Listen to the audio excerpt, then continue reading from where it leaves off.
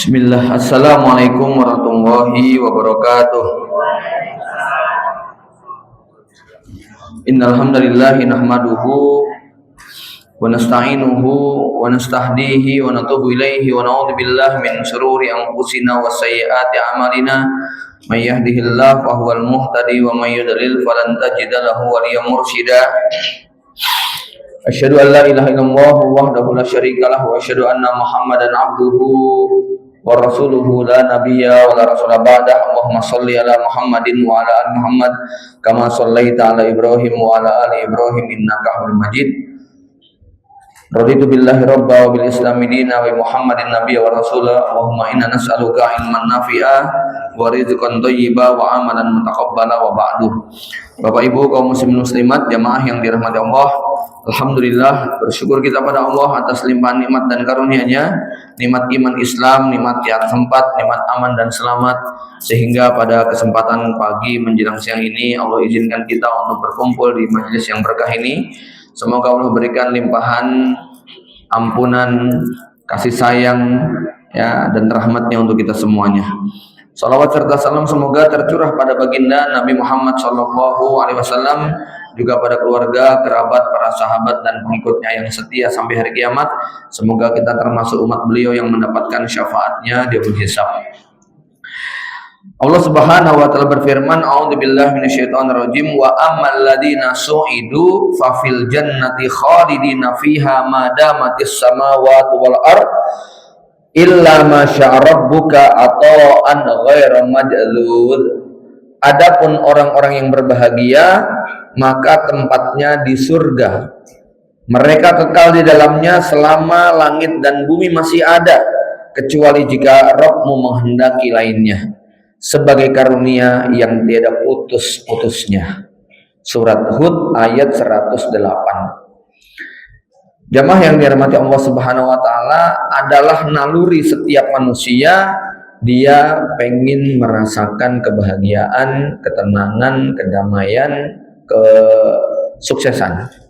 Tidak ada dari kita yang suka dengan penderitaan. Tidak ada dari kita yang senang dengan kerusuhan, kegaduhan, tragedi, bencana, musibah, dan segala hal yang membuat hati kita resah dan gundah. Ini sudah naluri manusia. Ya, senangnya adalah yang nyaman-nyaman, yang baik, yang sukses, yang bikin hati kita adem, ayem, tentrem. Ya, maka bisa dikatakan hampir semua yang kita lakukan itu arahnya ke sana. Kita cari duit, kita punya teman, kita sekolah, kita menikah, kita sekolahkan anak. Tujuannya supaya kita memang nanti mendapatkan kehidupan yang membahagiakan, ya.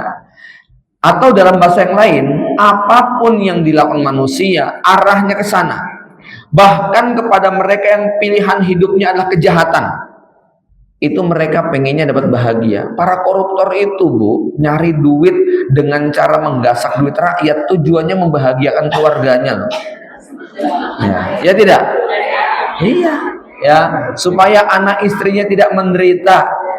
Ya, maka mereka cari duit sebanyak-banyaknya. Ya, bahkan sampai 3 juta sehari masih kurang terasa. Ya. Mendingan 3 juta sebulan hati tenang daripada 3 juta sehari hati resah. Tapi ada yang punya prinsip daripada 3 juta sebulan ngeluh, lebih baik 3 juta sehari bahagia dan bersyukur gitu ya. Jamaah yang dirahmati Allah, jadi tadi ya, semua yang dilakukan manusia niatnya, targetnya supaya hidupnya merasakan kesenangan, kebahagiaan. Nah, disitulah mereka mati-matian mengejar, mencari, dan melakukan apapun sesuai dengan kapasitas ilmu dan situasi kondisi yang dihadapi. Targetnya sama. Jadi mereka yang berzina sekalipun pengen merasakan kebahagiaan. Mereka yang mencuri pengen merasakan kesenangan. Mereka yang melakukan kecurangan pengen merasakan kesuksesan.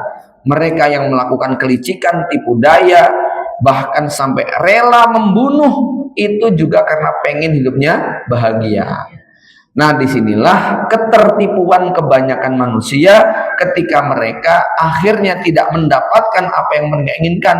Niatnya pengen bahagia, merasakan kebahagiaan, ternyata yang mereka dapatkan hanya sekejap, selebihnya adalah derita dan derita. Ya, maka di sini ya kita ingin belajar tentang level-level kebahagiaan, tentang level-level kesenangan di dalam diri kita. Ya, boleh jadi orang-orang yang kita lihat tadi, termasuk juga mungkin kita, ingin mendapatkan itu, tetapi sayangnya baru di level yang paling rendah.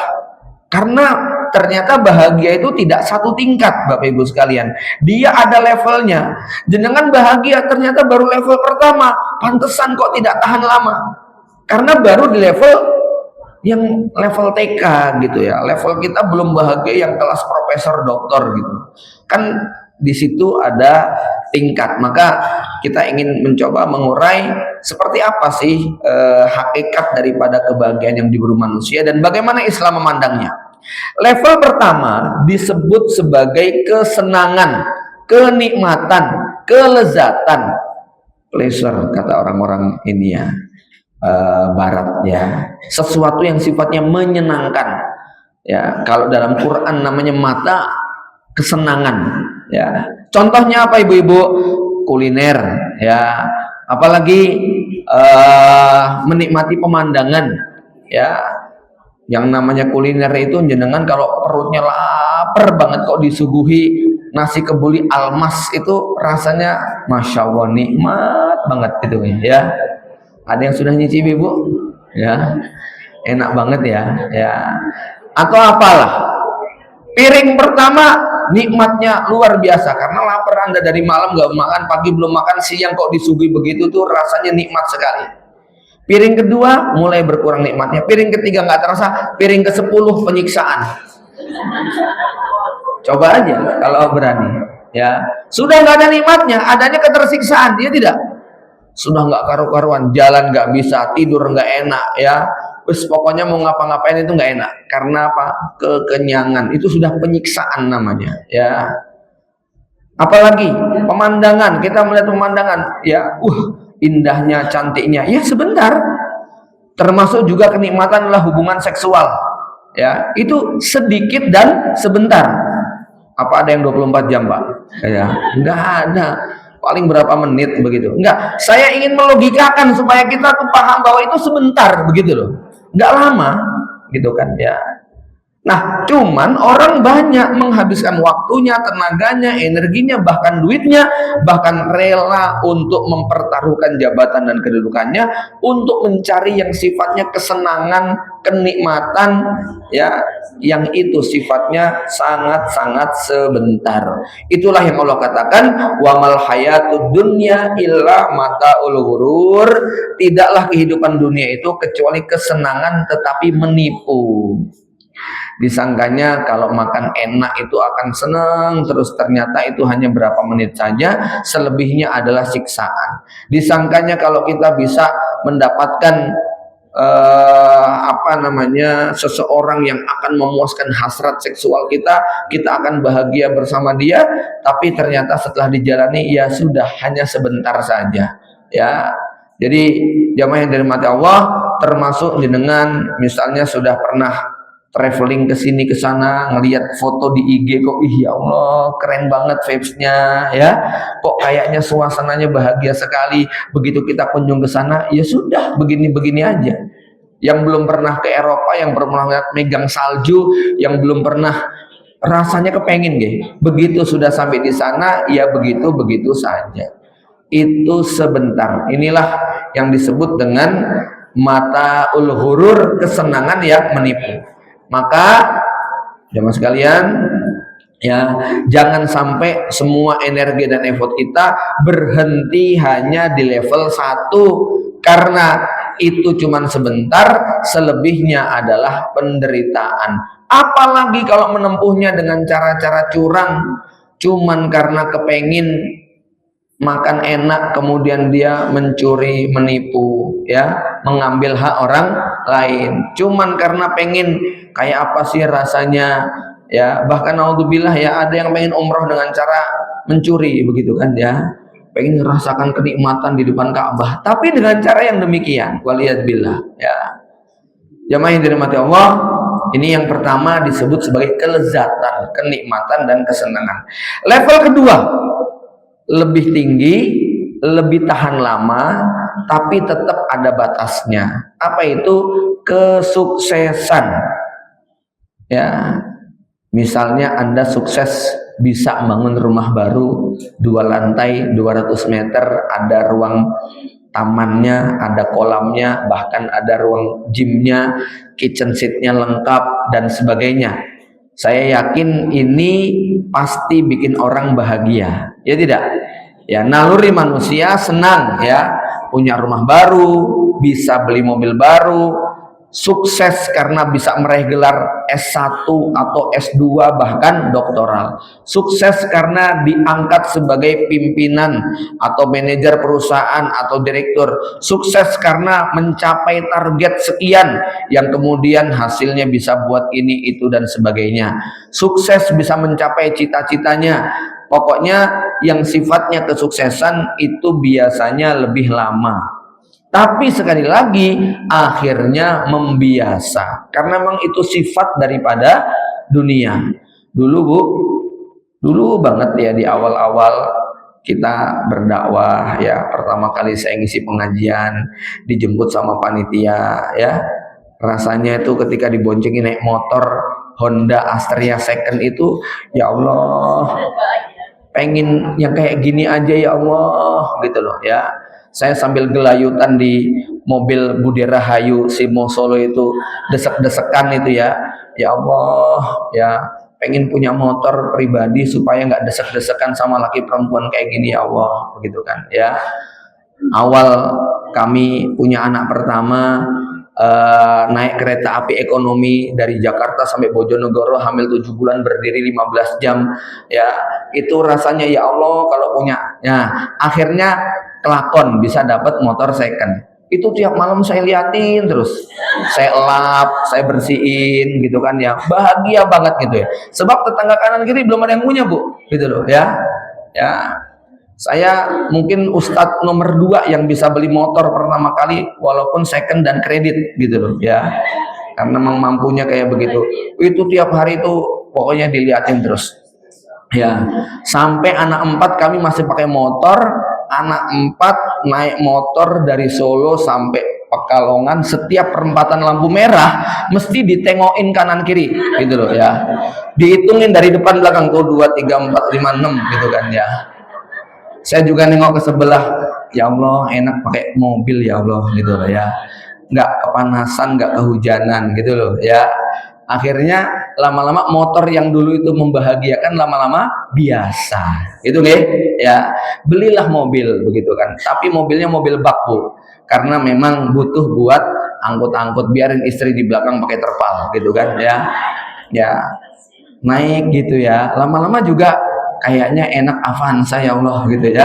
Ya akhirnya belilah ya. Terus begitulah yang namanya kesuksesan selalu ada batasnya. Jenengan nggak pernah bikin konten, bikin video kok yang nonton sampai 10.000 orang, rasanya wah, baca komen-komennya isinya Masya Allah, Tabarakallah, Subhanallah begitu ya, ada rasa puas banget. Karena ada Bu yang bikin status tuh yang ngeliatin dia sendirian gitu ya, dia sampai jengkel, kok yang ngeliatin status saya lebih sering saya ya daripada orang lain gitu ya. Tapi kalau misalnya saya bikin konten yang nonton 100.000, wah itu pernah kayak gitu Bu, karena biasanya video saya yang nonton paling 1.000, 2.000, mentok 5.000, ini kok sampai 100.000, ada rasa bahagia, ada rasa puas begitu. Tapi kalau itu terjadi pada seorang Deddy Corbuzier atau konten kreator yang sudah jutaan followernya, itu sedih loh Bu yang nonton 100.000, ya tidak? Ya, tadi saya cerita, ada yang 1 juta, 1 hari 3 juta itu sedih gitu kan. Padahal ada yang 3 juta itu sudah bahagia sekali rasanya. Begitulah yang namanya kesuksesan duniawi. Dia sebentar, nggak tahan lama. Begitu ada pembandingnya kerasa, jadi ya sedikit sekali. Ya inilah ya, tetapi Nabi tetap mengatakan apa? Al mu'minul qawiyyu khairun wa ahabbu ilallah minal mu'min ad-dhaif. Mukmin yang kuat itu lebih baik ya. Artinya kalau kemudian misalnya jenengan itu punya rumah, punya kendaraan yang dengannya Anda bisa mandiri, tidak tergantung pada orang, tidak mengemis dan minta belas kasihan, tentu itu lebih baik. Tetapi tadi ya, sifat daripada kesuksesan selalu ada batasnya. Siapa di sini yang misalnya suka merenovasi rumah, sudah membayangkan, nanti kalau jadi balkonnya begini, kayaknya kita nongkrong di sini sambil ngopi asik. Tapi berapa lama sih rasa asik itu? Begitu sudah tiap hari ya bosen juga ngeliatin. Ya tidak? Kita membayangkan ya punya villa di Tawangmangu, kayaknya ya Allah keren banget hidupnya gitu ya. Makanya ada orang-orang kota Bu yang datang ke desa, ke kampung, terus komentar begini, ngelihat para petani membawa padi, kemudian hidupnya damai sekali keadaannya. Ngelihat matahari terbit di pagi hari, ngelihat para petani di sawah, ngelihat orang kok kayaknya hidup tidak ada persaingan, damai. Terus komentar begini, enak ya hidup di desa gitu ya. Terus kata orang desa gimana? Iya, kamu sehari cuma jalan-jalan, coba setahun ngerasain gitu. Tiap hari nyangkul, tiap hari ngangkat gabah, baru kesel kamu gitu loh ya. Ya jenengan orang kota ngomong enak ya hidup di kampung damai gitu kan ya. Ya cuma sehari masanya. Sambil ngeliatin sawah, ngopi, makan gorengan, dia enak karena cuma sehari gitu loh. Begitu kemudian sudah dijalani, akhirnya capek juga rasanya. Maka rugi sekali kalau kebahagiaan kita baru di level yang kedua. Ada level yang lebih tinggi lagi. Apa namanya? Namanya kontribusi. Ya, al manfaat. Memberikan manfaat kepada orang lain, menjadikan harta kita, ilmu kita berguna, bisa dinikmati orang banyak.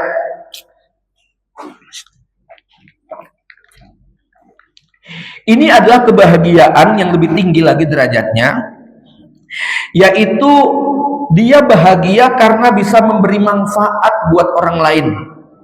Orang yang memiliki kemampuan memberi manfaat, hidupnya lebih bermakna. Jadi memang kemampuan merasakan makna hidup salah satunya adalah ketika dia bisa mengaktualisasikan ilmunya untuk dimanfaatkan oleh orang banyak, bisa mendermakan hartanya untuk membahagiakan orang banyak. Dan ternyata Bapak Ibu sekalian ya, ini buat orang yang barangkali dia nggak percaya sama dalil, nggak ada hubungannya antara sedekah dengan kekayaan dan sebagainya, maka sebenarnya di barat sudah ada riset penelitian, ada jurnalnya yang mereka kemudian melakukan penelitian apakah uang bisa mendatangkan kebahagiaan.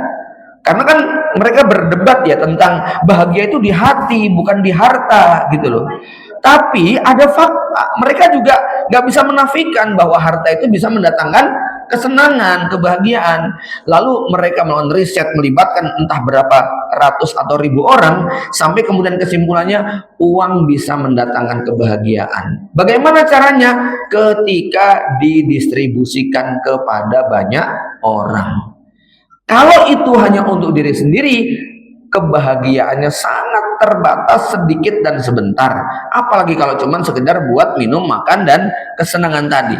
Ya, Bapak Ibu sekalian, dan ini sekali lagi ya, ini nggak pakai dalil, mereka nggak pakai dalil, mereka riset betul-betul bahwa ternyata berbagi itu bisa mendatangkan kebahagiaan yang tidak bisa didapatkan dengan cara yang lain. Ada seorang hosting presenter terkenal di Amerika, namanya Oprah Winfrey. Pernah dengar? Seorang wanita kulit hitam yang secara penampilan barangkali ukuran cantik tidak cantik, tetapi ukuran empati dan kebersihan hati untuk orang-orang kafir barangkali dia termasuk ranking 1. Nek di Indonesia ada Kick Andy, ada Dennis Margono ya, orang-orang yang suka mengundang para tamu untuk diajak dialog begitu ya. Cuman bedanya kalau Oprah Winfrey kan nggak pakai media online waktu itu ya, dia menggunakan televisi. Nah dia banyak mengundang, bikin acara, bikin challenge, tantangan-tantangan.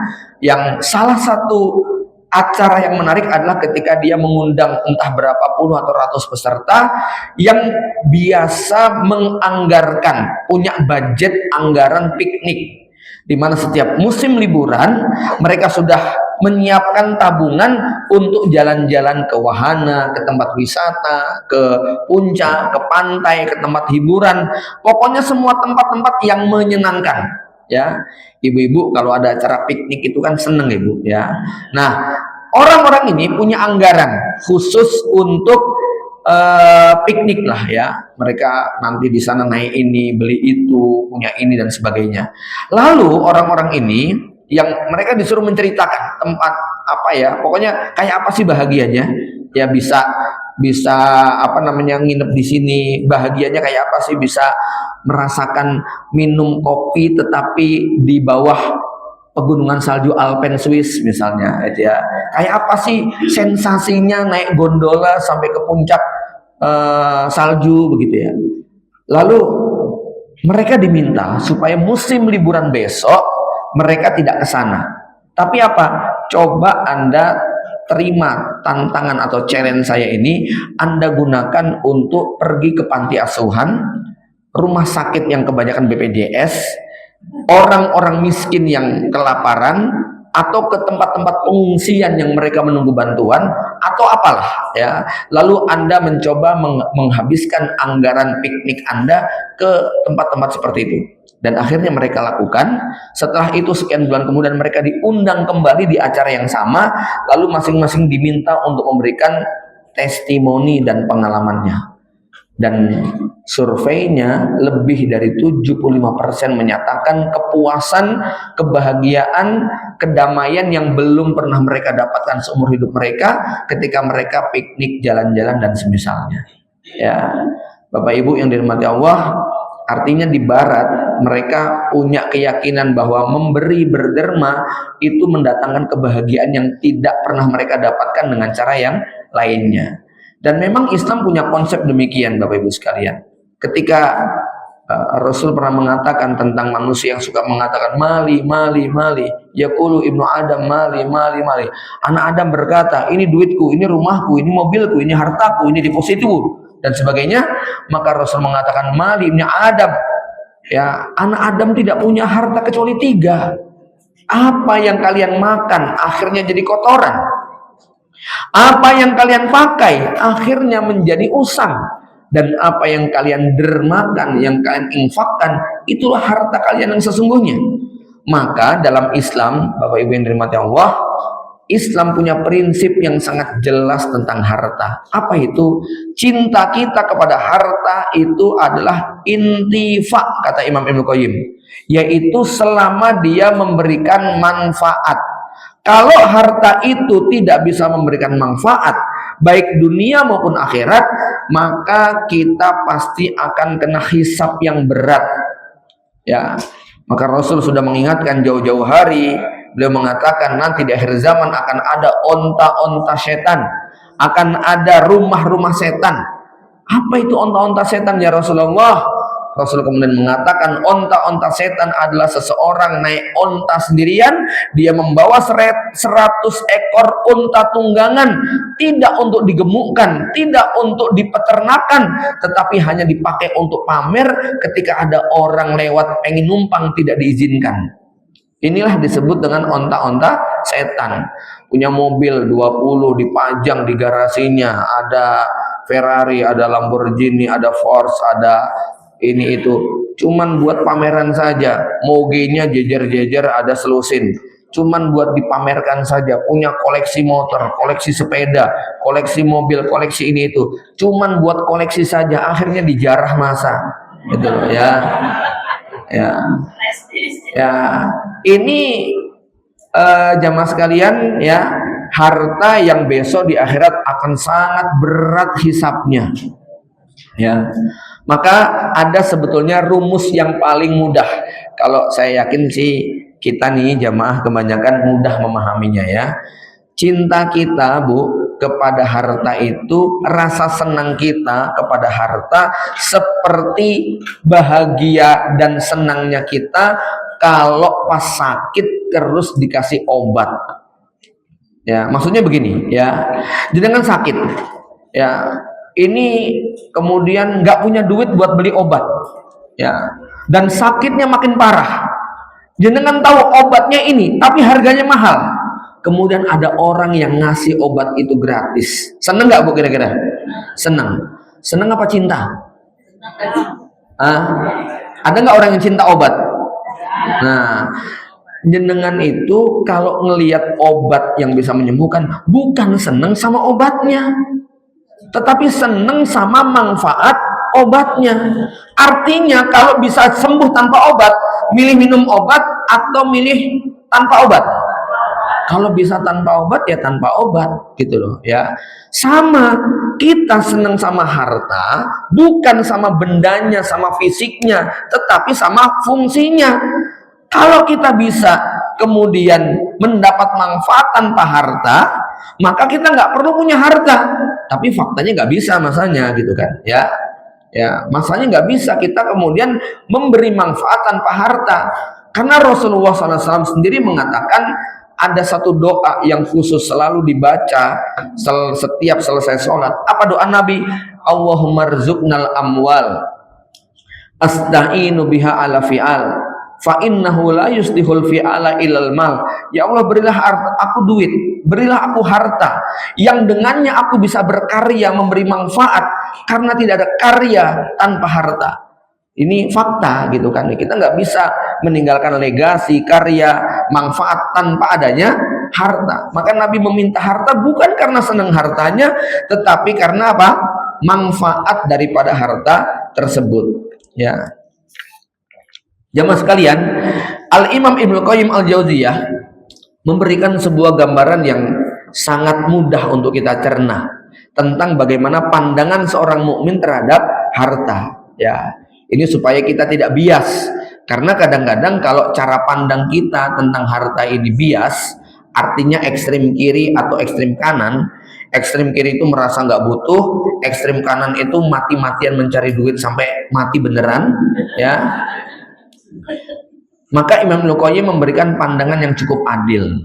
Beliau menggambarkan sikap orang beriman dalam harta seperti ilustrasi tentang 3 orang budak yang kedatangan utusan raja. Ya, utusan raja ini membawa 3 ekor kuda yang sangat bagus, kuat, gagah perkasa, mahal harganya. Maka budak yang pertama ketika dikasih kuda, girangnya luar biasa, gembiranya sampai dia lupa untuk mengucapkan terima kasih, apalagi bertanya ini untuk apa. Langsung kuda itu dinaiki, dibawa pergi begitu saja. Budak yang kedua pada saat dikasih kuda, dia mengatakan kepada utusan tadi, ini untuk saya. Iya, untuk kamu. Buat apa kuda ini? Kamu diminta oleh raja untuk datang ke istana. Segera raja pengen jumpa dengan kamu, pakailah kuda ini. Maka hamba tadi kemudian menunggangi kuda tadi, tapi sayangnya dia belum belajar tentang ilmu perkudaan. Dia nggak ngerti kuda ini kemampuan berjalannya berapa kilo per jam. Dia nggak paham kuda ini kemampuan satu harinya berapa kilometer. Dia juga belum belajar kuda ini nutrisinya apa supaya sehat, supaya nggak sakit-sakitan, supaya tetap kuat. Dia juga nggak belajar tentang bagaimana cara merawat dengan baik dan benar. Maka kuda itu kemudian dipacu sekencang-kencangnya atas nama rindu pengen berjumpa dengan sang raja, lalu lupa dia memberi makan, minum, dan istirahat. Kurang dari 24 jam kudanya mati kecapean. Akhirnya dia melanjutkan perjalanan ke istana dengan jalan kaki, membawa beban yang berat, melewati gunung, menuruni lembah, kadang-kadang rawa-rawa dan padang sabana. Adapun budak yang ketiga, ketika dia diberi kuda yang bagus, kuat, gagah perkasa tadi, dia kemudian bertanya, ini untuk apa Tuhan saya dikasih kuda? Kamu diminta untuk ke istana, raja memanggil Anda. Ya, ini kendaraan pakai dan rawat, gunakan untuk bisa melakukan perjalanan ke istana. Akhirnya si hamba yang ketiga ini dia ngerti, kuda ini makhluk yang bisa memberi manfaat, tapi bisa menjerumuskan dia ke dalam jurang kalau dia adalah kuda yang liar. Maka dia pelajari ilmu tentang perkudaan. Apa kebutuhannya? Berapa waktu istirahatnya? Berapa kekuatan memikul bebannya? Apa yang disukai kuda? Apa yang menakutkan kuda? bagaimana kuda ini punya kemampuan untuk mengantarkan dan memikul beban dan berbagai macam hal. Singkat cerita, dia paham semuanya tentang perkudaan dan mulailah dia menaiki kuda tadi. Dia berjalan tidak terlalu cepat, tidak terlalu lambat. Dia bisa menikmati pemandangan kiri kanan. Ketika istirahat, dia istirahat, kudanya istirahat. Dia makan, kudanya juga makan. Dia tidur, kudanya juga tidur. Dia mandi, kudanya juga dimandikan. Ya, kemudian dia lanjutkan perjalanan lagi. Terus begitu sambil menikmati pemandangan kanan kiri. Tak ada hentinya dia bersyukur dan bahagia merasakan semua kenikmatan perjalanan tadi. Pertanyaannya, dari 3 budak ini mana yang akan cepat sampai ke istana? Nomor 3. Siapa nomor 3 ini, Bu?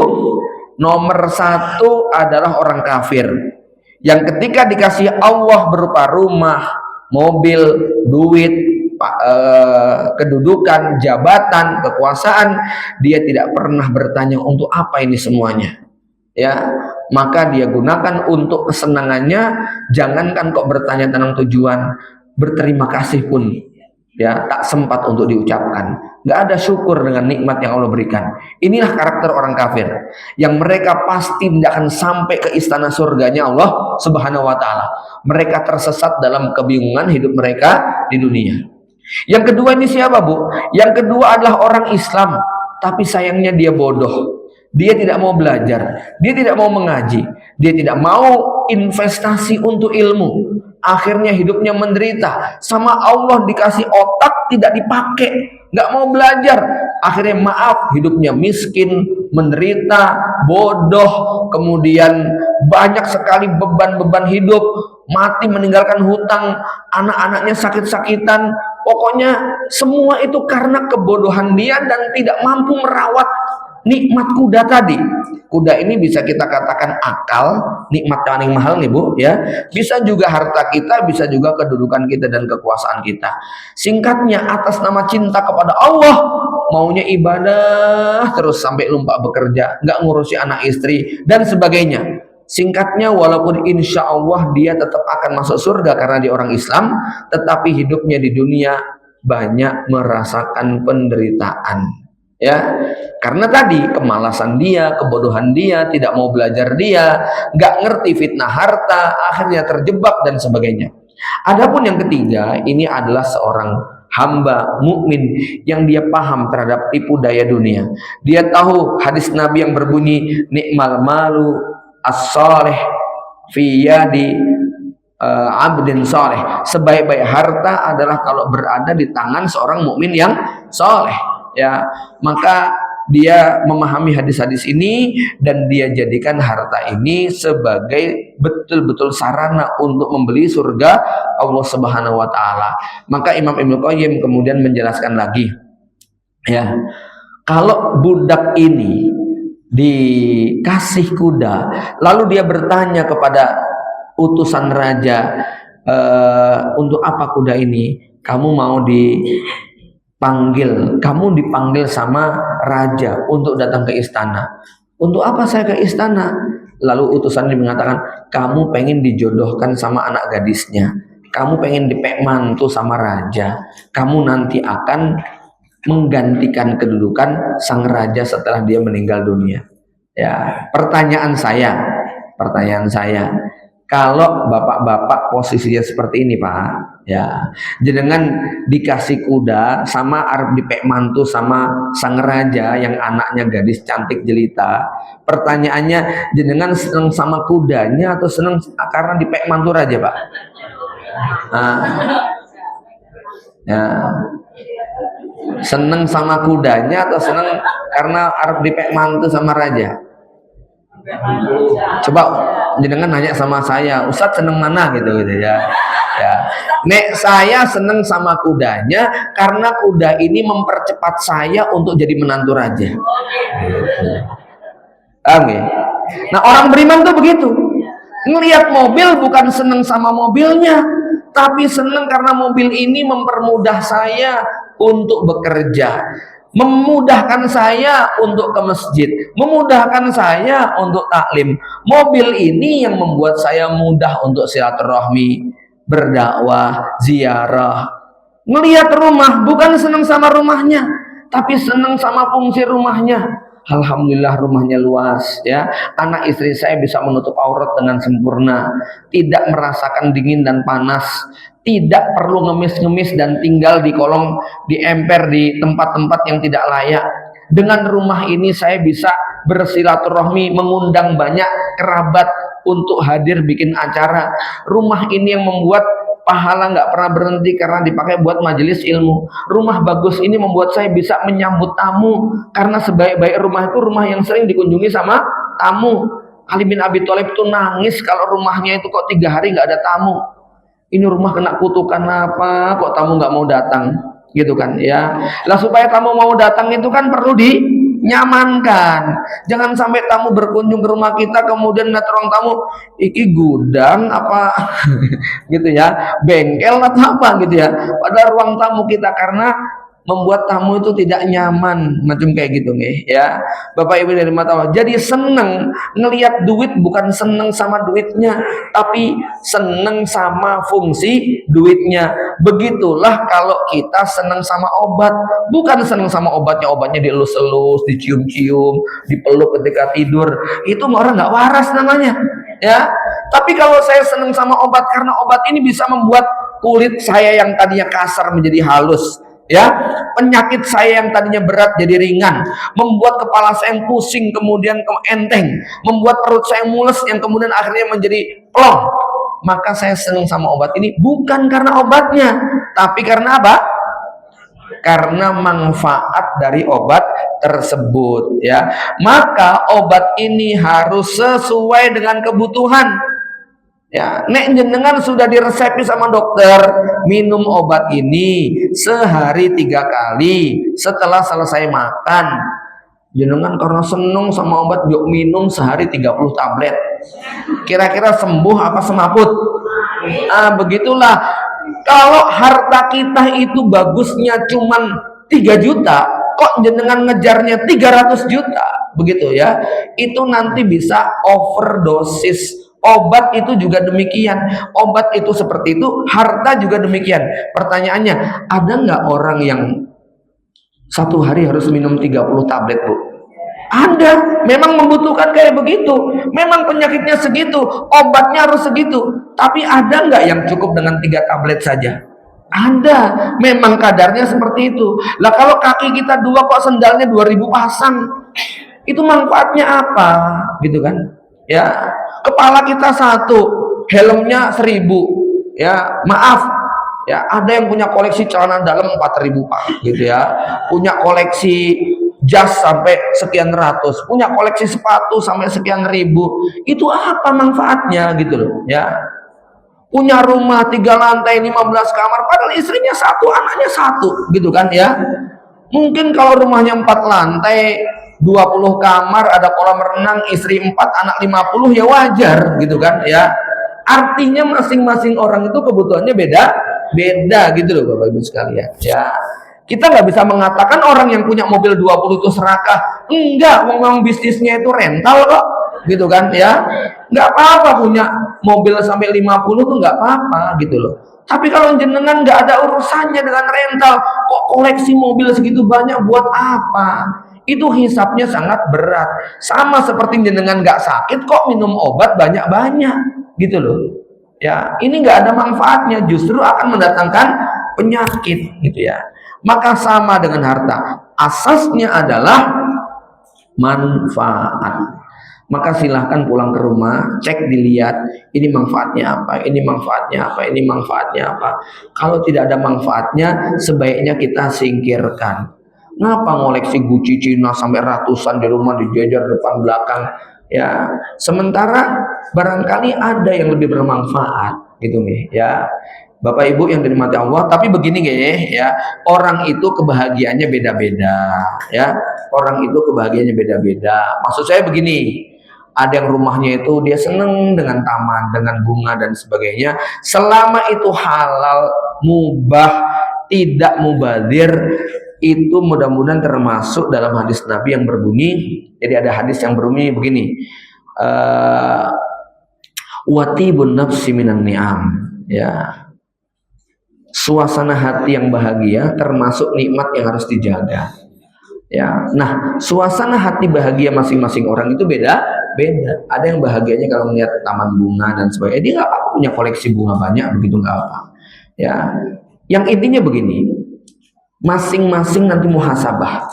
Ya, kira-kira kalau besok ditanya sama Allah, kenapa kamu punya mobil segini? Asal jenengan bisa jawab, silahkan. Ya, kenapa kamu punya tanah ribuan hektar? Kok begini-begini? Nek jenengan bisa jawab, silahkan punya. Jenengan punya emas sekian, kalau bisa jawab silahkan. Tapi kalau nggak bisa jawab, nah itu siap-siap. Makanya ada seorang tabiin yang mengatakan, lebih baik aku mencari harta yang banyak, yang dengannya anak istriku tercukupi, yang besok aku bisa menjawab di hadapan Allah, daripada aku kemudian miskin susah, yang dengannya aku tidak bisa mencukupi kebutuhan keluargaku. Kan ada orang yang daripada hisabnya berat jangan gitu ya. Nah ini ada tabiin yang nggak begitu Pak. Lebih baik saya punya harta yang banyak yang nanti saya akan dihisab tapi saya bisa menjawab, daripada yang dengannya saya bisa membuat anak istri saya tidak ngemis minta-minta dan menjatuhkan harga dirinya, daripada kemudian saya mungkin hisabnya ringan tapi ternyata pertanggungjawaban saya berat karena tidak bisa mencukupi tanggung jawab saya. Ya, jadi orang pilihannya beda gitu nih ya. Bapak Ibu yang dirahmati Allah Subhanahu wa taala, intinya tadi nih, yang penting jenengan kita nanti bisa menjawab pertanyaan kalau ditanya ya. Jadi ya Pak, kenapa kok beli mobil Innova? Oh begini, mobil ini begini. Kenapa kok mobil Anda Pajero? Asal bisa jawab aja, silahkan gitu loh ya. Kalau gaji UMR kemudian ngeridit Pajero, ditanya sama Allah, kenapa kok gini? Ya biar keren ya Allah, gini-gini. Itu siap-siap nanti ditanya ya. Nggak bisa jawab kayak begitu loh ya. Tapi kenapa kok Pajero? Ya gimana ya Allah, dikasih kayak begini ya terima aja. Itu ya, saya bisa merawatnya. Saya merasa ini istri saya suka, anak saya pengen membahagiakan mereka. Boleh nggak kayak gitu Bu? Boleh ya, niatnya membahagiakan kayak begitu ya. Bapak Ibu yang dirahmati Allah Subhanahu wa taala. Jadi ini ya, level ketiga adalah apa? Memberi manfaat. Bahkan kebahagiaan yang nomor 3 ini bisa didapatkan walaupun Anda nggak punya harta, Anda nggak punya jabatan, nggak punya posisi dan kedudukan. Contohnya bagaimana? Anda lihat guru-guru SD, guru-guru TK, guru-guru TPI, TPA, TPQ yang mengabdi sampai 10, 20, 30 tahun. Kaya nggak kaya, tapi ngeliat murid-muridnya sukses, ya Allah, nggak sengaja ketemu di pesawat, ternyata pilotnya adalah murid TK-nya. Ya, Ibu masih ingat nggak ketika Ibu dulu nanya, cita-cita kamu apa? Terus saya ngatakan pilot Bu Guru, gitu kan ya.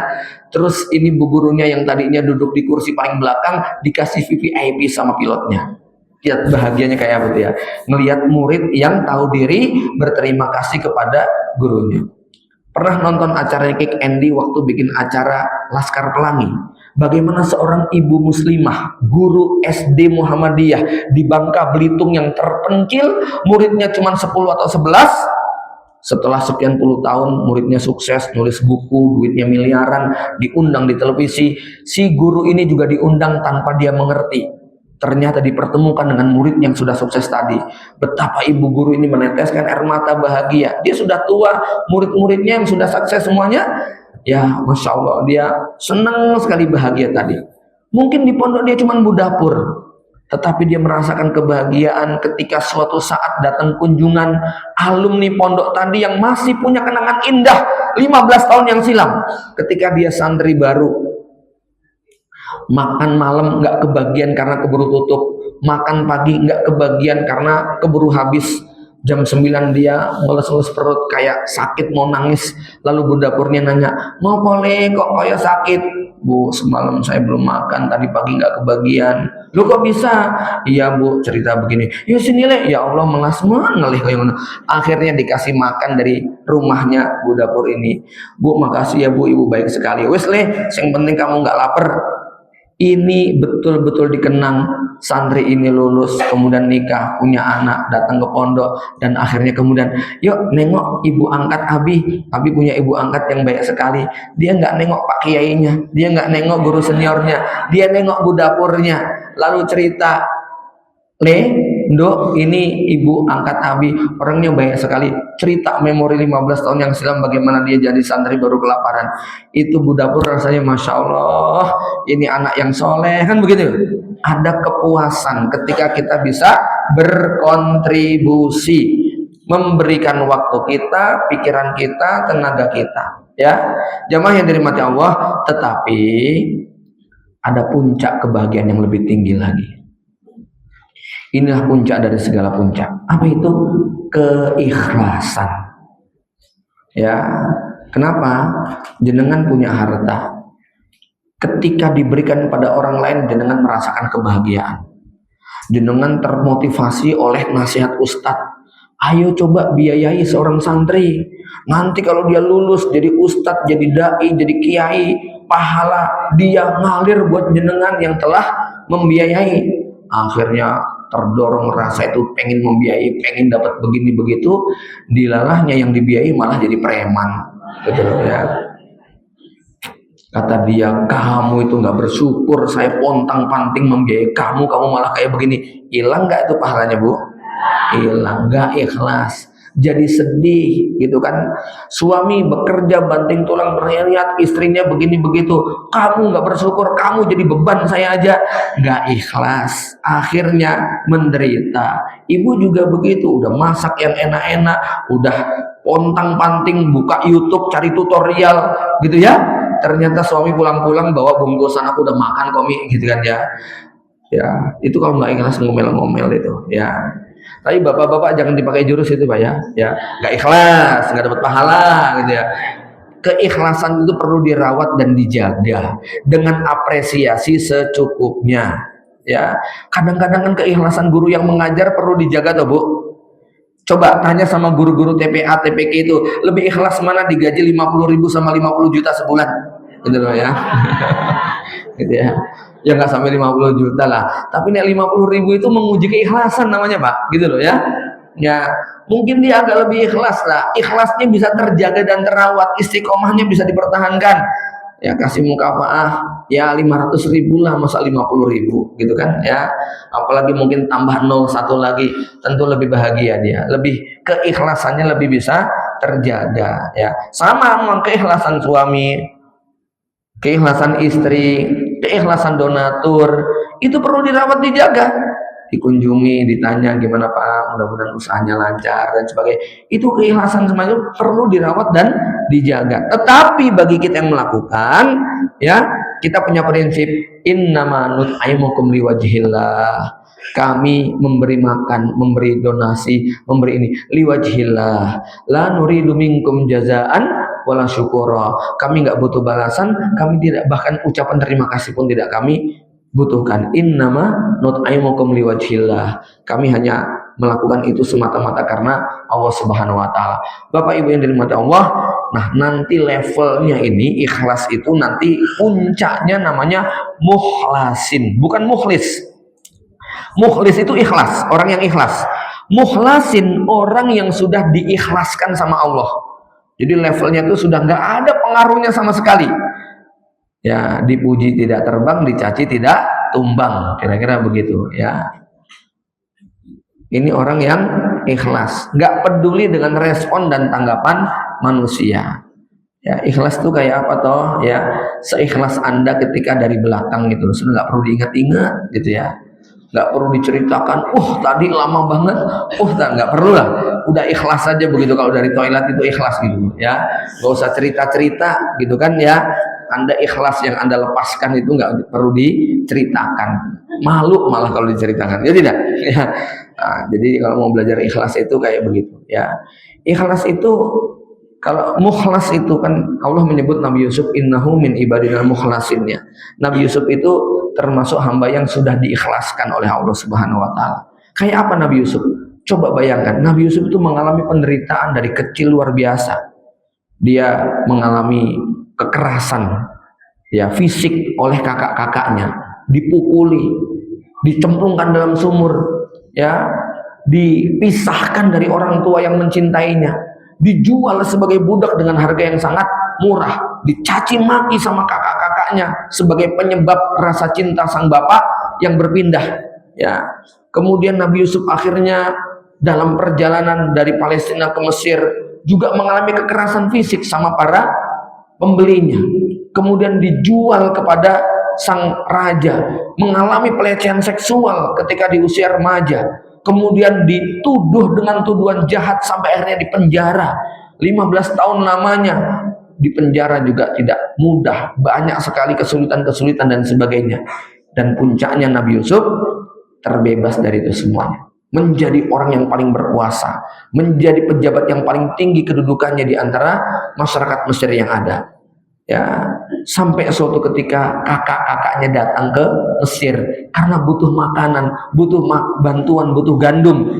Ya, Nabi Yusuf tahu ini kakak-kakaknya. Lalu kemudian Nabi Yusuf dalam posisi seperti itu ingin menguji. Ya, Nabi Yusuf tetap mengembalikan duit mereka. Sampai puncaknya Nabi Yusuf alaihissalam kemudian meminta supaya saudaranya Bunyamin didatangkan. Nabi Yusuf membuat rekayasa bagaimana Bunyamin tetap bisa tertahan. Piala raja dimasukkan ke dalam tasnya Bunyamin. Lalu setelah peristiwa tersebut Nabi Yusuf menangkap Bunyamin. Apa kata kakak-kakaknya? Kakak-kakaknya kaget melihat di tas Bunyamin ada piala raja. Ya, kami bukan pencuri, kami bukan perusak. Lah ini buktinya. Begitu melihat ada tas dalam ada piala raja dalam tasnya Bunyamin, kata 10 orang kakaknya, qalu iyasri faqad saraka akhullah. Maaf Tuan Raja. Ya, kalau adik kami ini, kalau dia ini mencuri, memang dulu abangnya suka nyolong masalahnya. Bayangkan loh Bu, ini 10 orang ngomong di depan kakaknya Bunyamin, nggak ngerti kan kalau kakaknya ini ada yang di depan ini raja ini adalah Nabi Yusuf. Dia mengatakan, maaf Tuan Raja, kalau dia mencuri, memang dulu abangnya suka nyolong juga, jadi nular sama adiknya, gitu loh. Memang abangnya kayak begitu sukanya. Apa yang dilakukan Nabi Yusuf kurang ajar? Enggak begitu Bu. Nabi Yusuf apa? Fa'asarroha Yusufu fi nafsihi walam yubdilam. Nabi Yusuf cukup disimpan dalam hati, hilang, udah nggak perlu diungkapkan. Karena nggak perlu kita curhat-curhat cerita-cerita ngadu sana sini, udah ditelen aja lah. Ya, saya ingin ingatkan Bapak Ibu ya, ini ada satu pendapat yang menarik untuk kita renungkan. Ketika Allah mengatakan la yukallifu nafsan illa wus'aha, Allah tidak akan membebani seseorang kecuali dengan kemampuannya.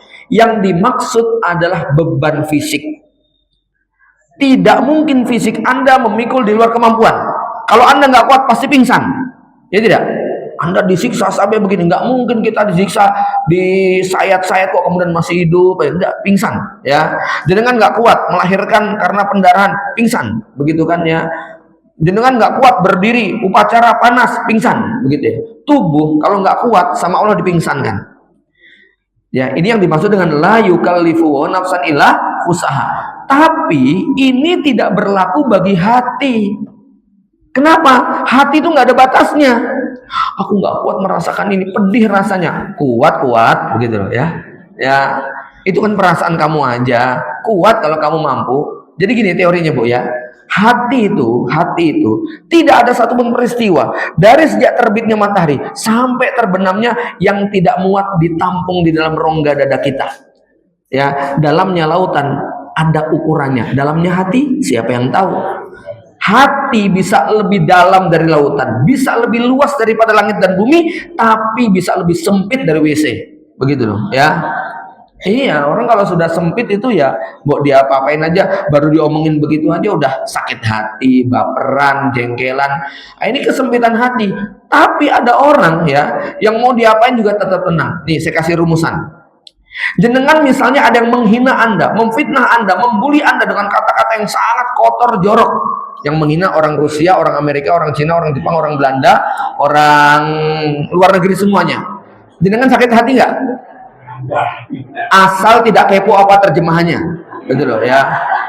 Iya, buat mereka mau unek-unek kayak apa saja, asal jenengan tidak kepo. Itu artinya apa sih? Sakit hati nggak? Nah, gitu ya. Nggak bakal sakit hati gitu loh ya. Ada konten bagus ya, anak kecil diomongin kamu jelek, kamu jelek. Oh, itu kan pendapatmu. Kalau menurut pendapatku aku tuh cantik, gitu ya. Jadi kamu berpendapat begitu ya nggak apa-apa, itu pendapatmu kok. Kalau pendapatku aku tuh cantik dan soleha. Kalau kamu mengatakan aku jelek nakal, itu kan pendapat kamu. Aku tidak terganggu kok dengan pendapat kamu. Wah, keren banget ya bisa ngomong gitu ya. Ya, bisa pede gitu loh, Pak. Ya. Artinya memang begini, ya jangan merasa menderita karena gini-gini ini dan sebagainya. Ya, aku nggak sanggup lagi, aku nggak kuat mendengar. Memangnya kamu kalau dikata-katain telinganya juga putus? Memangnya kalau kamu dihina juga tiba-tiba mata kamu copot gitu? Enggak, tetap utuh, nggak ada yang berkurang. Ya, itu teorinya, itu loh ya. Ya, bisa nggak Bu? Bisa, neng yo abot ya. Makanya Nabi mengatakan innama sabru bitasobur. Sabar itu kudu latihan. Bisa bersikap santun itu bitta'allum, kudu latihan santun. Bisa berilmu itu bitta'allum, dengan belajar. Maka seperti Nabi Yusuf tadi, sebetulnya kalau bicara pada psikologi hari ini, beliau sudah kena inner seal, paham ya? Lingkaran masa kecil yang mengalami kekerasan. Tapi apakah itu kemudian menjadi alasan Nabi Yusuf untuk balas dendam? Sama sekali tidak. Bahkan puncaknya ketika kemudian bapak ibunya diundang ke istana, seluruh kakak-kakaknya dikumpulkan semuanya. Apa kata Nabi Yusuf? Waqad ahsana bi id akhrajani minas sijan. Sungguh Allah telah berbuat baik kepadaku ketika Allah mengeluarkan aku dari penjara. Lihat, Nabi Yusuf nggak mengatakan Allah telah berbuat baik kepadaku yang telah mengeluarkan aku dari sumur. Nek ngomong kayak gitu kira-kira kakaknya tersinggung nggak Bu? Aduh iya, kita yang dulu nyemplungin ya. Nabi Yusuf nggak pengen menyakiti kakak-kakaknya. Nabi Yusuf hanya mengatakan Allah telah berbuat baik kepadaku yang telah mengeluarkan aku dari penjara. Oh gitu ya. Jadi kakak-kakaknya nggak tersindir. Nggak perlu kita tuh mengungkapkan nikmat Allah. Untung aku dulu dipecat sama dia, begitu kan ya, sambil sinis mulutnya gitu kan ya. Alhamdulillah sekarang saya begini. Ini gara-gara dipecat sama dia itu, gitu kan ya. Nggak perlu gitu-gitu juga, gitu kan ya. Dah, alhamdulillah ya, saya dapat diberi kesempatan untuk ikhtiar. Kan bisa milih bahasa begitu. Ya, nggak perlu kita ungkapkan rasa kejengkelan dan kemangkan kita. Dan berikutnya Nabi Yusuf sampai bilang apa? Wajah abikum minal badwi mimba di anna dagos syaitonu baini wa baina ikhwati. Dan alhamdulillah kebaikan Allah yang lain, saudara-saudaraku didatangkan dari kampung Palestina ke Mesir, dikumpulkan setelah setan merusak hubungan antara aku dengan kakak-kakakku. Lihat, Nabi Yusuf nggak menyalahkan kakak-kakaknya yang jahat, Nabi Yusuf menyalahkan siapa? Setan yang disalahin, begitu kan ya. Subhanallah ya. Bisa nggak Bu kita ngomong kayak gitu Bu? Ketika hubungan jenengan rusak sama kakak adiknya yang sudah mendolimi, ya setan menggoda kami, begitu kan? Enggak menyalahkan kakak-kakaknya. Nah, inilah orang yang sudah level ikhlas, mau diperlakukan apa saja tidak pernah ada sakit hati ya. Inilah puncak kebahagiaan. Sudah tidak lagi memperhitungkan respon manusia, fokusnya Allah ridho atau tidak ya. Bapak Ibu jamaah yang dirahmati Allah, demikian kajian kita ya. Level 1 apa tadi? Kelezatan, kenikmatan, kesenangan. Level kedua apa? Kesuksesan, keberhasilan, pencapaian. Nomor 3 apa? Kontribusi, memberi manfaat. Dan yang paling tinggi dari kebahagiaan adalah keikhlasan. Mudah-mudahan Allah jadikan kita hamba-hambanya yang ikhlas, memberi manfaat. Aku qouli hadza wa astaghfirullahaladzim. Assalamualaikum warahmatullahi wabarakatuh.